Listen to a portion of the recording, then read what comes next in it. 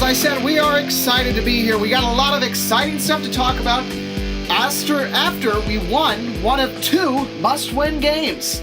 Yes, Nathan, I had this as a win, one of the next two against the Rams and the Lions, and we have won that one game. And we need to win both of them, as I have said, as they are both must-wins, in my opinion. I mean, I would like to beat Detroit, Nathan, but we're not off to a good start for the week, Detroit, Minnesota-wise. Detroit Pistons came back to beat the Minnesota Timberwolves last night by 3 points. So if that bodes anything for the other Detroit-Minnesota game this week, it will not end well for us, but I have confidence in our Vikings. Well, Dirk, I don't know if that necessarily should correlate, but the Timberwolves, they're going to be hot and cold this season. They're not going to be 100%, but I think they could still make the playoffs. Yeah, I think they'll make the playoffs and lose in one of the first two rounds. Nothing wrong with that. It's just nice to be there, like the Twins this year. Yeah, exactly. Well, it was a big game on Sunday, one that many experts pegged us losing. I know if you pay attention to the Vikings app at all, there was a clip of Peter Schrager at the beginning of the week talking about how he thinks this was going to be the Rams coming out game, and boy, oh boy, Dirk, was he wrong. And he admitted it. Well, they actually came out, Nathan. They came out and proved that they were very overrated. Yes, indeed they did. They got completely shut down by the Vikings' dominant defense, except for one drive, which happened at the beginning. And I can tell you, for the entire first half almost, Dirk and I were very nervous. We were very nervous. I was literally sweating over my garlic cheese bread that I was eating at my local sports bar, and my butterflies in my stomach were flying. But the defense revived itself this weekend, Nathan, after a terrible performance at Washington. We allowed the top scoring offense in the league over the past few weeks to just 7 points on one drive. We literally shut them out for the last 2.5 hours of that football game. And someone's bold prediction was almost right, and that was me. I seriously underestimated the Rams' defense. They are much better than I thought they were. That unit is impressive, Dirk. One of the best in the NFL. And I know we talk a lot about their offense, but that defense is carrying them. And Wade Phillips, their coordinator, he's good. Well, he used to coach in Dallas, Nathan. He was the head coach. He's very big, and he knows how to lay a big D with the big Aaron Donald, who was kind of a goat in the fourth quarter because he got a roughing the passer and two false offsides penalties that very much hurt them. So when you say GOAT, you usually would mean greatest of all time. What do you mean in this situation? I think I misused the term GOAT. Oh, okay. Well, then I guess that clears that up. Yes, Wade Phillips was also the defensive coordinator for the Denver Broncos the year they won the Super Bowl. So that was kind of a big L for them letting him go. And he is now doing great things for the Rams and the reason that they are staying in games. But enough about the Rams defense. The Vikings offense finally did get it going in the second half. Yes, the first half was pretty much dreadful besides the Latavius Murray drive. And the one drive that stalled because of a stupid missed penalty, because the referees will get to it later. Anyways. Kai Forbath. Not a good game. We would have won by over 20 if it wasn't for Kai Forbath. All season, Nathan, can Kai make an extra point, but Kai was automatic on field goals. Oh my goodness. No, he was automatic on extra points. He was not automatic on field goals. Well, that was, yesterday was opposite day. From what the rest of the season has been, because Kai literally yesterday, he misses a field goal wide to the left, and then absolutely shakes one in the second half, and I'm sitting there thinking like, oh gosh, this is the typical Vikings game where we lose because we couldn't make a kick. Yes, when you have poor field position and you have, you have bad wind conditions, maybe a missed field goal is excusable, but with a good spot on the field and good indoor turf-like field conditions, there is no excuse for missed field goal, and I will be shocked if this man is still our kicker next year. Shocked, appalled, and disappointed. All three. I cannot wait for your rant in the offseason when we re-sign him to a max contract. There's no way, Dirk. Rick Spielman is just too smart to let that happen. Very smart. I mean, heck, how else would we have been able to handle all these injuries if Rick Spielman wasn't smart? Rick Spielman might be the best general manager in the game, and honestly, I'm kind of nervous about the Patriots trying to sign him this offseason. Who the heck said they were doing that? That's just my personal theory that I am putting out there right now. You realize nobody's going to be a GM there until Bill Belichick retires, right? Oh, Bill Belichick is both GM and coach. I'm pretty certain. Well, that's something for the Patriots rant to talk about, not the Vikings rant. That's true. All right. Well, it was as Dirk and I said, a good game that was looking like it was about to get out of hand as the Rams drove towards the end zone for what looked like was going to be their second touchdown of the day, to be stopped by Anthony Harris, ripping the ball right out of the stupid Cooper Kupp's, has too many P's in his name, rookie receiver. And man, he blew that one, and Anthony Harris really saved the game for us because we would have been down going into halftime. Well, that was probably the biggest turning point of the game, Nathan. Cooper Kupp's about to cross the goal line, make it 13-7, Los Angeles Rams at that point, and all of a sudden, you're sitting there in despair as a Vikings fan, and then you see a ball come out, and you realize that ball is on the ground, and it's recovered by none other than Anthony Harris filling in for Andrew Sendejo nicely during the game yesterday and made what was the biggest play of the game, recovering the ball at our 1-yard line. We did some little stuff with it, but the biggest part of it was the Rams didn't score. Yeah, and we kept the ball away from the Rams for the rest of the second half. And when they got it back, they had to kneel down. Sorry, the second quarter, my bad. And they had to kneel down. But Dirk, here's my question: has Anthony Harris created a second position battle on this team after the quarterback? No, I think Andrew Sendejo is for certain the starter. Big hitter, good in coverage, very fiery guy. But I think maybe you could move Harris to maybe play some more cornerback, maybe, or a third safety out there. But, Dirk, our cornerback play has been very solid all season. Well, who says you can't have another one? I do. I say you can't. I mean, come on. We have Tremaine Brockett, the fifth starter. Rhodes and Alexander are a little banged up right now on the injury report.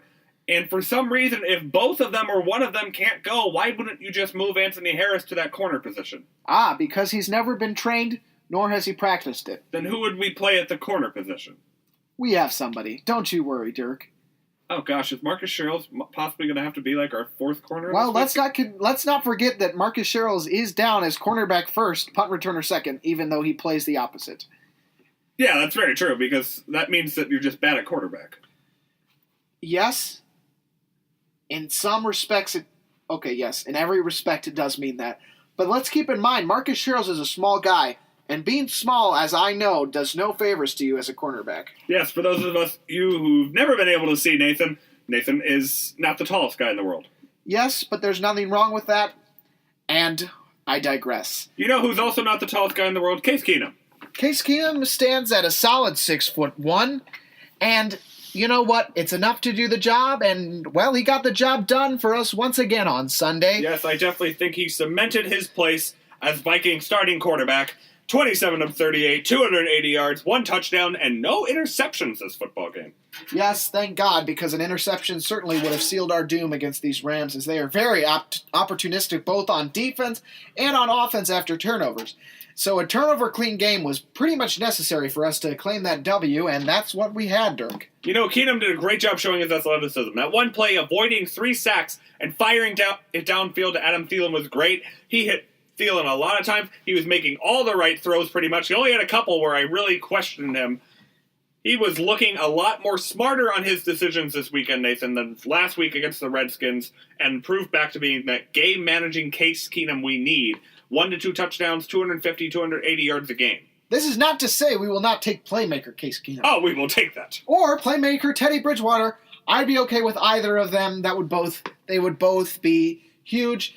Those games, we have to say, we like the games where we win by playing good defense and steady offense, but you have to admit, those offensive games that we've been having, I see the Buccaneers, see the Saints, see the Redskins game, all of those games were by far the most fun to watch, Dirk. Oh, yes, they were. Defense wins championship. Offense is fun. Offense is fun. And here's the thing, Dirk. Our offense is getting a lot better. Latavius Murray and Adam Thielen both had gigantic days. Latavius Murray had his first 2-touchdown game. As a Viking, he's now up to 4 on the season. Adam Thielen caught his 3rd touchdown, and this play was all him. And a good call by Pat Shurmur. They knew they had a rookie cornerback in there, and they knew they were going to be able to take advantage. And boy, oh boy, did they. The Rams sent a 7-player blitz, I think. They sent a big blitz. I think it was 7 on the blitz. And so they leave this young corner alone on Adam Thielen. Adam Thielen beats him. Case Keenum finds him right away. And Adam Thielen just sprints downfield, showing that he is fast. It was a simple comeback route, Nathan, and Thielen caught the comeback route, turned around the player, and I said, ooh, that's impressive. We're going to get a first down. And then I realized there was nobody in front of him. And then I realized we're going to get a touchdown. Probably the easiest touchdown that we've got all season. But yeah, Thielen had a couple nice, great catches. Otherwise, he caught that jump ball that Keenum threw out there, caught a couple other nice passes on the sideline, one being included where he faked the corner out, went in, and went out wide open. If it had been a better ball, he would have had a second touchdown of the day. Almost caught another deep touchdown. Adam Thielen, another great game. 6 for 123 and a touchdown. He looks to be on pace. He is for sure on pace for 1,000 yards. At this Probably point, like 1,300. At this point, I'd be flabbergasted if he didn't break 1,000 yards. He'd have to just break every bone in his body. Let's hope that doesn't happen. And there's no way. He's a healthy bird. And there is wood in here, so Nathan, if you want to knock on that wood. I will not. That will jinx it. Oh, crap. Anyway, Just kidding. Let's get to Latavius Murray. You know, we had a slow game running the ball to start. We couldn't really run screen passes well and swing passes to our running backs. We got dropped for a loss a bunch of times because this is a very athletic Rams front 7 that we were playing. But Murray did get those 2 touchdowns, broke out in the second half with that big 40 to 50-yard run, and he looked very comfortable again. Second straight week in a row where I'd say Latavius Murray played a pretty darn good game. Yeah, Latavius Murray looked really good, and I think he's really, really starting to get healthy now. You're seeing him hit those holes in stride. I mean, he is running full pace. He looks like a scary man running through those holes, and he's starting to become the lead back where Jerick McKinnon is starting to fall back, though that is because we've been playing some pretty physical defenses. As we get to the quicker defenses, we'll be glad to have Jerick McKinnon. McKinnon did have 14 for 48, so he still had a pretty good game. And our total yards for rushing on the day was what, like 170? 171. Yeah, huge day rushing for the Minnesota Vikings. And you know who I don't think gets enough credit? C.J. Ham. He also had a big day. I know he had a big 4th down conversion for us, and he did a great job blocking all day. Ham did have a couple great blocks. He did have a couple great conversions on that 4th down especially. That got us to Latavius Murray's first touchdown. The 3rd down, too. Some big plays by C.J. Ham made. But you know who didn't make big plays? Todd Gurley. We stuffed him. Todd Gurley, he looked like trash. Jerick McKinnon rushed for more yards on less carries than him. And Todd Gurley, we shut him down. And that's what shut down the Rams offense because, and as the teams will see going forward, which I anticipate a lot more Rams losses after this one, I think we've discovered a formula. I don't think they'll get past 7 wins this season, Dirk. And I don't think they'll make the playoffs. Wait, you think the Rams are going to lose their last 6 football games? Yep, that's what I said. Okay.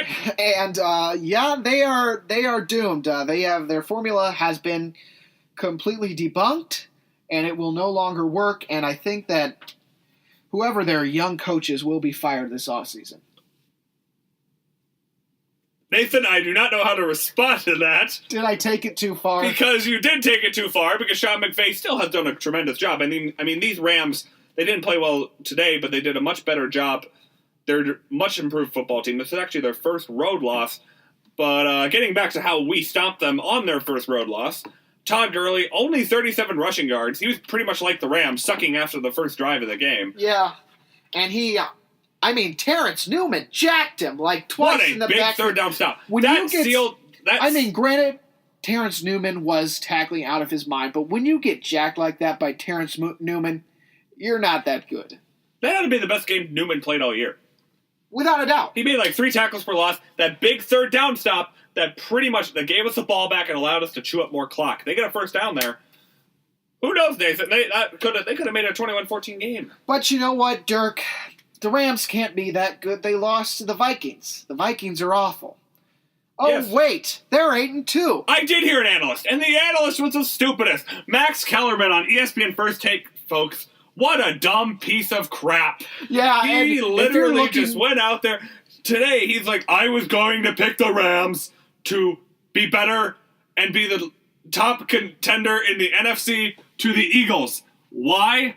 Because they can score points.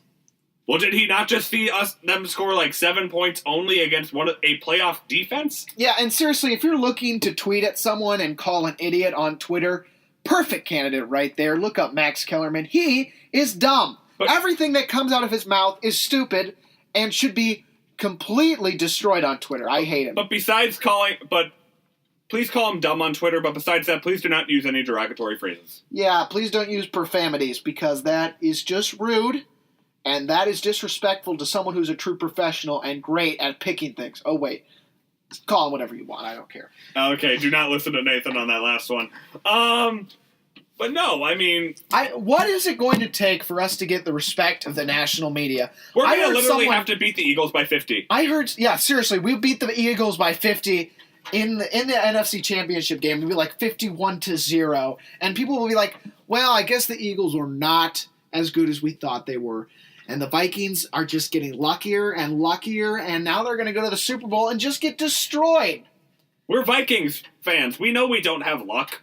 Yeah, but I don't understand. I heard someone today say, I mean, this was just ridiculous. So you're taking a good defense over Drew Brees?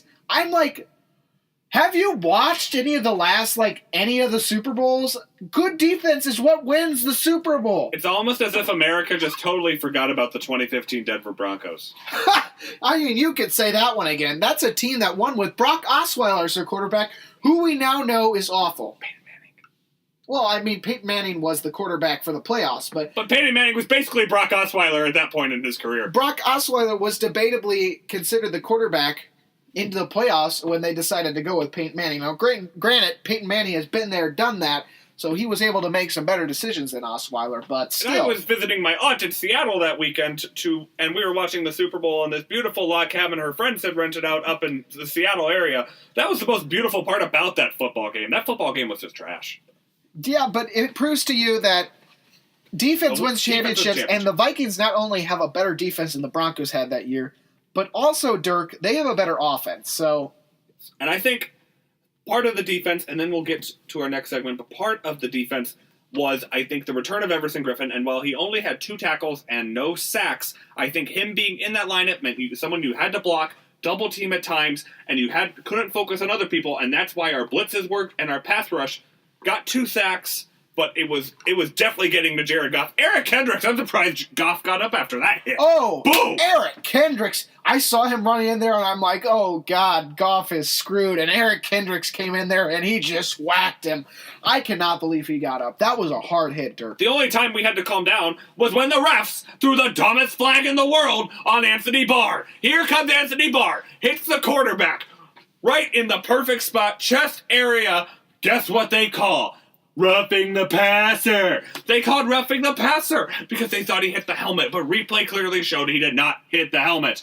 But there was one replay that showed another penalty, Nathan, that should have been called on us that would have given us a touchdown, and it would have been 31-7 instead of 24-7. This, I'm talking about Adam Thielen's deep ball catch. Keenum lays it out there. It's the one deep ball he throws all game.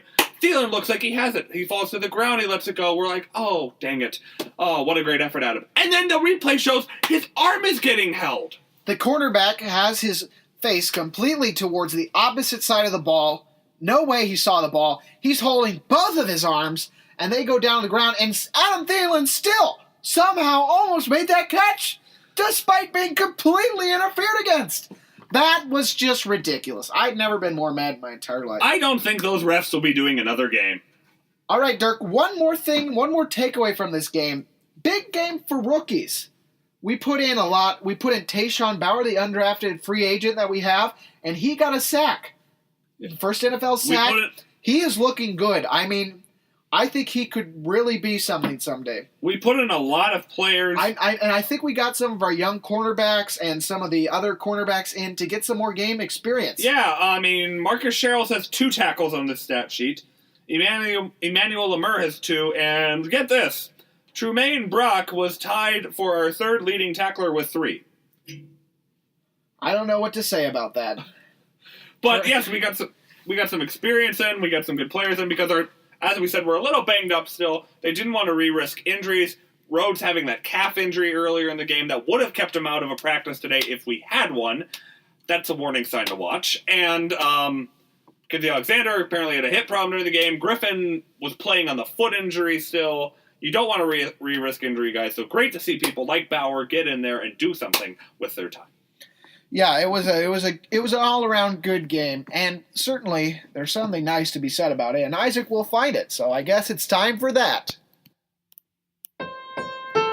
And now it's time for Nice Words with Isaac. Hello, Dirk and Nathan. I'm back for another week of Nice Words with Isaac. And this week, my dedication for Nice Words with Isaac comes from the fact, or from what I feel the Vikings embody as a motto, as a life message. And that is both this incredible team spirit and this really true mantra of next man up. I think a lot of teams say that, but I think the Vikings have really demonstrated that over the past few years here, suffering through a lot of injuries, where the next guy comes up and does a great job, does his job. And I think that's because the Vikings as a team, they emphasize team so much. Unlike, I think sometimes individuals overshadow the team aspect. Think of the Packers, the Aaron Rodgers. Hate Aaron Rodgers. He's gone. The team sucks because they don't have a team mentality. The Vikings do on the other hand. So this week, my Nice Words segment is dedicated to Anthony Harris. Anthony Harris stepped in as the starter this week at safety in place of Anderson Deo, who was out, as we know, for an injury.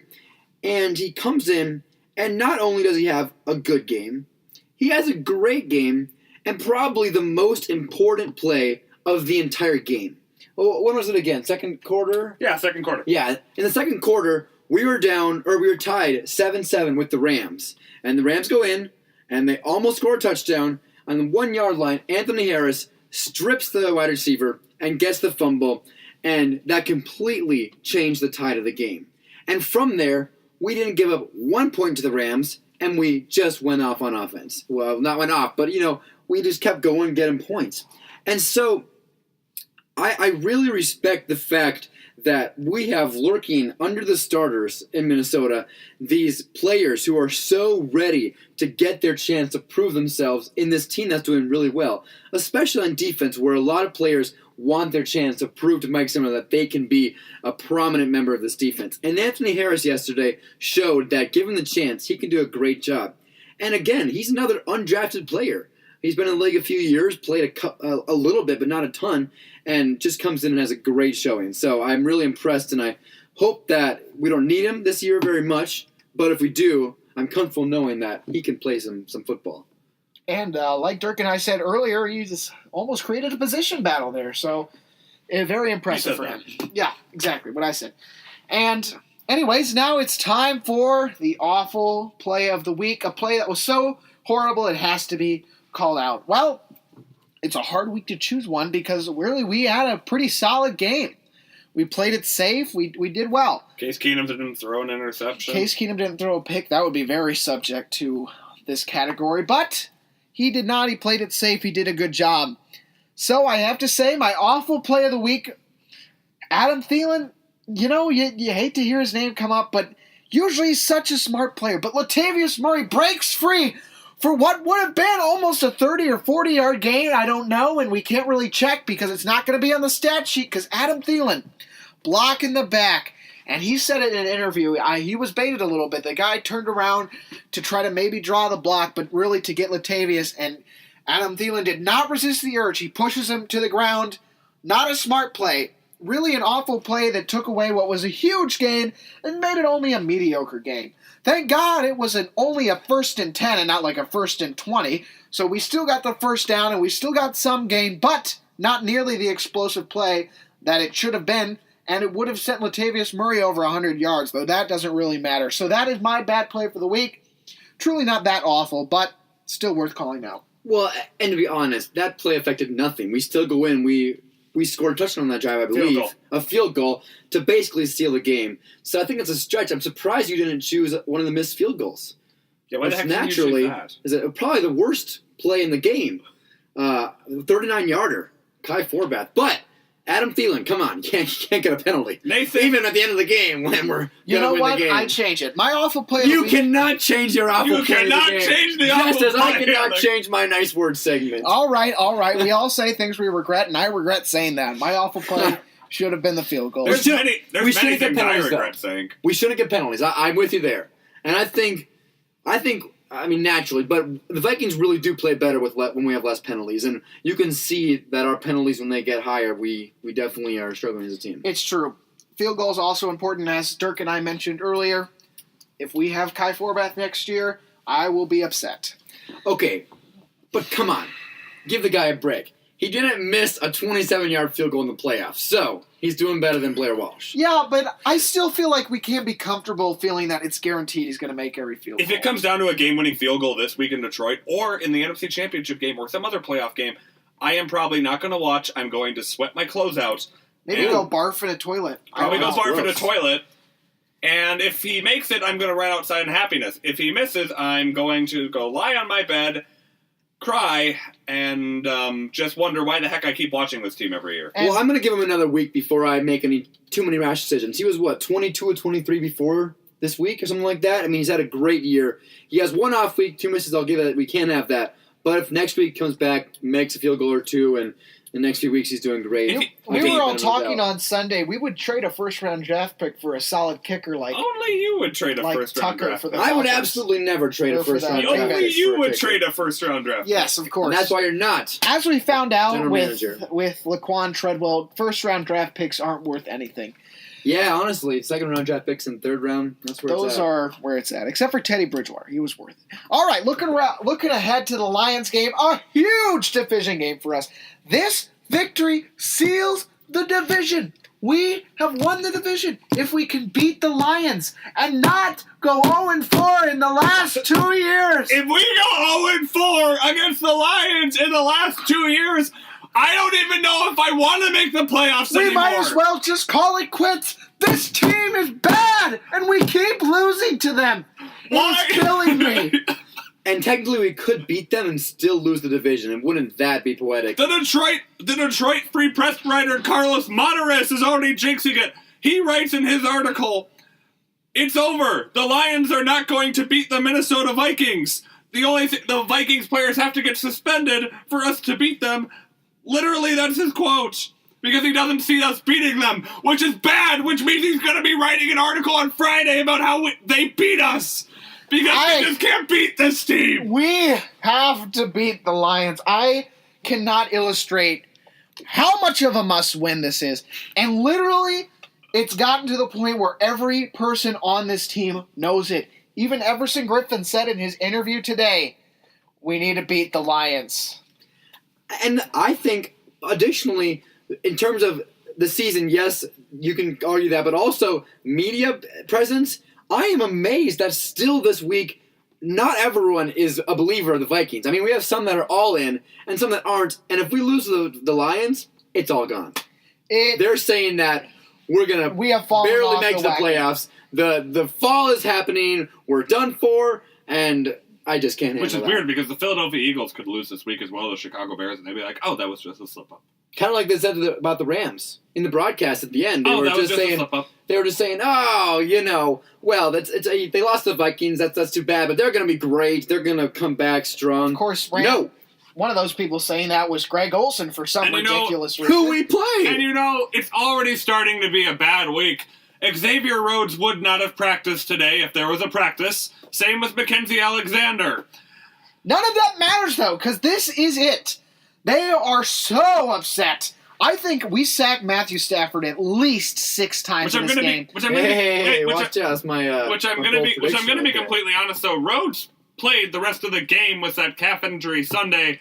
I would still be surprised if he was out this week because of that same injury that he played on. Yes, but this Lions team is not a team that demands a lockdown corner because they just have really does. a lot of minor receivers. They don't have one guy that needs to be locked down the whole game, which is truly Xavier Rhodes' expertise, though it would be nice to have him, and we probably will have him.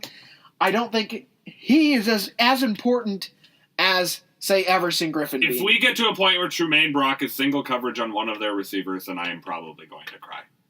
Another key to this game, Golden Tate. We have to tackle him when he gets the ball. He is like one of the best receivers in yards after the catch in the NFL. And this is where Eric Kendricks and Anthony Barr and our safeties are going to come in handy because they are very good at not letting you get those yards after the catch.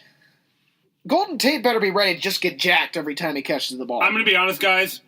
I'm almost starting to hate Matthew Stafford more than I hate Aaron Rodgers. Okay, well, Dirk. that's easy to say because we're not seeing Aaron Rodgers every Because week. here's the thing. We should be beating Stafford. Rodgers we expect to lose to sometimes. And while we all hate Rodgers, Stafford isn't supposed to be beating us. And they're the most overrated freaking football team in the entire effing league. Are you mad, Dirk? They should. I hate Detroit. They should have lost to the Browns last week, except for the Browns don't know how to hold a lead to save their lives. They should have lost to the Bears. They should have lost to the kicker can't kick within 30 yards of the field goal. I mean, that was the worst shake I've ever seen in my life. You want to talk about a truly awful play. That kicker, you cut him right now. He is not worth it. He Blair Walshed it. They actually already signed a new kicker today. Well, I guess I was right then. But it is time to beat the Lions, and we are in much better shape for this game. Well, not necessarily. Okay, we are in better shape for this game than we were when we faced them the first time because hopefully our running back doesn't tear his ACL in the middle of the game. Hopefully we don't fumble the ball 3 times. And we know that Case Keenum is better in the system now than he was when we lost last time. I was just about to say that, Nathan. If we lost the last game because we turned the ball over and we missed a field goal.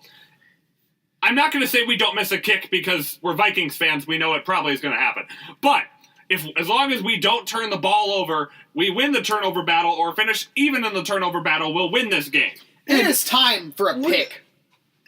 Yes. But another thing, our defense played well. They only had 14 points. Yes. Our defense played very well. Our offense playing like now, we're going to win that game 9 times out of 10. Oh. But our offense just wasn't clicking like it is today. And our defense has to show up because obviously our defense shows up most games, but there was the Washington game for cause for concern. We have to make sure that Washington game was for sure a fluke and not a sign of a trend that will mostly settle. Our team will be there on Thursday. They are ready to beat the Lions.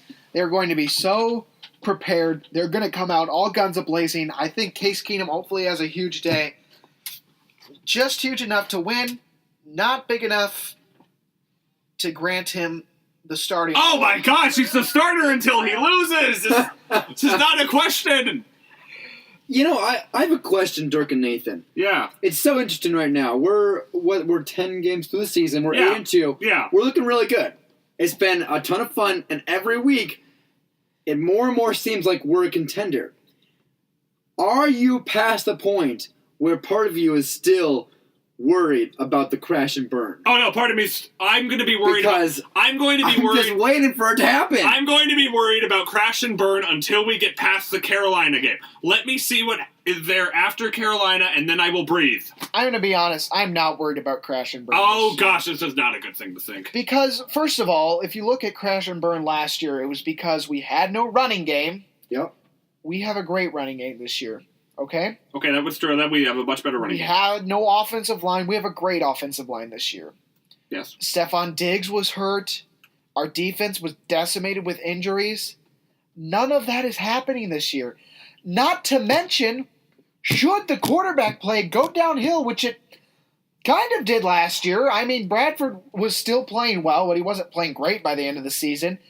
We have a guy in the trenches who is RTG, ready to go and ready to get the team back on track. I think all signs pointing up this year. I think there should be no crash. I mean, there's less signs of a crash. I mean, we have come out of the bye week 2-0. True. That's true. That was my biggest sign of the crash. Washington was like, if we lose against Washington, it's freaking done. And then we won, and I was like, okay, I'll give it one more week. And then we beat the Rams, and now I'm on the edge of, okay, we've survived the post-bye crash. Now we need to survive the hard schedule, Detroit Lion post-crash, which would happen if we lost. But if we win, we're home free. We're home free. Here's the other thing that's very important about this Detroit Lions win. We are one of their few tough teams they have left. Yes. We're looking ahead at their schedule, and it looks like a schedule that they could easily win out with the exception of our game. So this game is so important to give us that 3-game lead on the Detroit Lions because chances are we drop more than they do going forward. Another thing, though, is that what we have to do, Amir Abdullah nearly rushed for 100 yards last time for a running attack that is not that great. We need to hold him to somewhere under 50, like what we held Todd Gurley last week. And the Rams' offensive line was a good offensive line, too. Let's make sure people don't forget this. Much like this Lions' offensive line is good, if we can hold Abdullah under 50, then they have to throw the football. And while Stafford is a good quarterback, I think he does better in games where Abdullah comes alive more than games where Abdullah falls back to normality. And it's very sad when we do bad against the rush against the Lions because we do so good against all these teams that have great running attacks. I mean, you look at the Bears, we shut them down. You look at the Rams, we shut them down. You look at the Steelers, we lost the game, but we shut them down. And we couldn't stop Amir Abdullah. He almost rushed for 100 yards. And this man cannot be allowed to rush for 100 yards.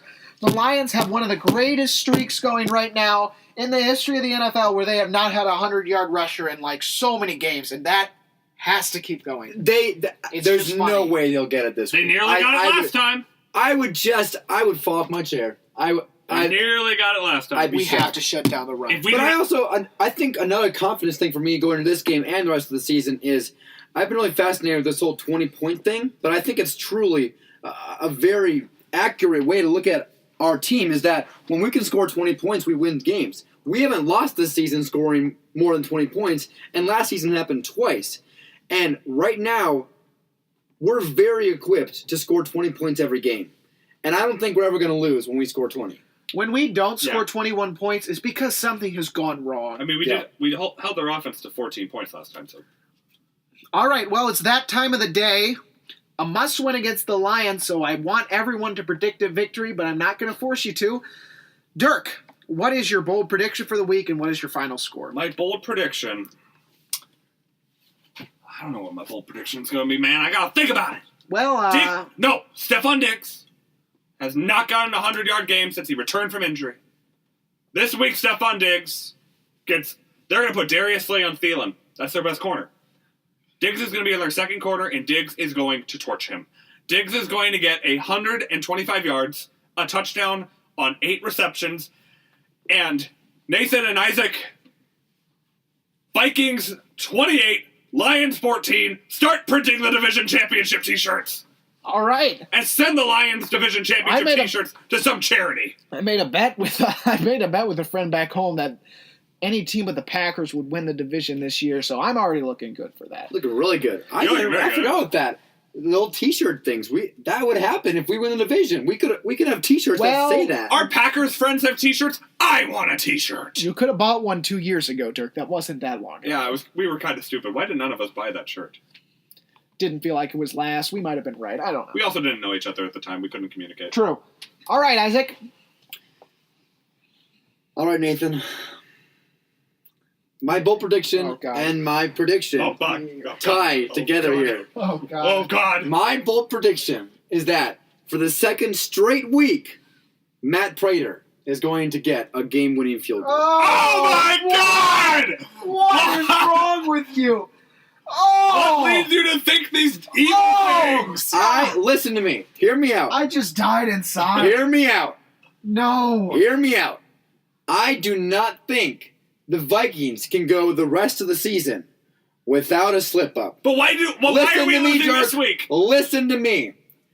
We have not been able to beat the Lions in the last several years. I mean, for sure the last 2 years. The last several years has been tough. I'm dying. It's Thanksgiving game. We lost last year. And the Lions, I think they're going to show up. But here's my hope. I think that we're going to lose a tough one here, and I honestly think that Teddy Bridgewater may play after this, and then we can reset. We can find our ceiling, and we can go into the playoffs on maybe a 4-game win streak or a 5-game win streak. Yeah. To finish the year, because I'd rather lose now than maybe beat the Lions and then drop 2 to the Falcons and Panthers. I think if we lose the Lions, we beat the Falcons and Panthers. And I do not think the Vikings can last the rest of the season without a slip-up. I just don't believe it. So my prediction then is that we're going to lose 17-14, game-winning field goal. I think it's just a tough game all around. Our offense can't get going. I think they shut Adam Thielen down because he's been – I love Adam Thielen. And by the way, my bold prediction last week, not too bad. He didn't get 200, but he got 123. And I think this week he has a down week. I think it's been a while. And I think with Adam Thielen not doing well, I think we struggle to create points. And I think it's a defensive battle that they pull out in the end. Well, I was about to say that Isaac might not ever be allowed to do a prediction on this show again, but then he went ahead and said that Teddy Bridgewater would get to start again, and I can't argue with that. So now you're changing your prediction? Teddy Bridgewater. That would be a good thing to happen. But I cannot justify ever a loss to the Lions. I hate the Lions. We need to beat them. We need to crush them. Every time we play them, they need to lose. They need to suck, and they need to lose. And while I want Teddy Bridgewater back, I think that the Vikings come to play this week, and I think that they're going to destroy them. My bold prediction this week, 7 sacks of Matthew Stafford. He gets sacked. We did sack him a lot last time. 7 different times. Granted, his offensive line is getting healthy. Will not matter. Linval gets in there. Everson gets in there. Daniil gets in there. Tom gets in there. And they all just whack him. I mean, he's on the ground crying. Maybe he even gets hurt this game. He's going to get destroyed by the Vikings. Isaac, I disagree with the way you view them, that we have to drop one game, and if we lose this game, we're going to win the next. That's just not how the Vikings think. They think on a week-to-week basis. It doesn't matter what happened in the weeks before. I think we might lose a few games coming up the stretch. That will not matter. This game against Detroit is too big. So you're saying last year, the second game out of the bye, we didn't get affected by losing the previous game, and then that's a whole different 4 more situation. games. That's neither here nor there. That was completely different. I've already talked about why no that team happened. can completely put aside the previous week. So you want us to that not may be true, but I don't think it matters if we lose Dirk or win. is pissed right now at me. Yeah, because your statement what doesn't you're make saying sense. is ridiculous. But your statement doesn't make sense. A loss to the Lions hold on. does not mean we're going to Hold on. beat the Falcons. That's just not how it works. You just agreed that you were just trying to prove that we lost one game and then we started losing more, and your argument is that we'll lose to Detroit and that means we'll win the next week.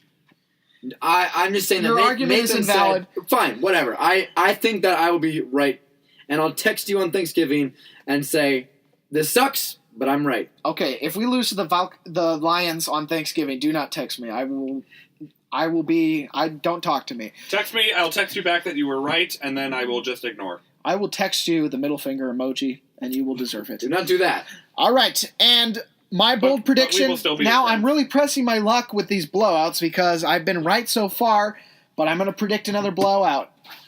Vikings, 49. Lions, 21. When you say you've been right about the blowout, we have never reached the point totals that you so generously bestow upon But we us. always win when he predicts That it. is true. Honestly, that is the true. Vikings might score a 50-burger on this one. They are going to destroy the Lions. And who saw us beating the Rams by 17?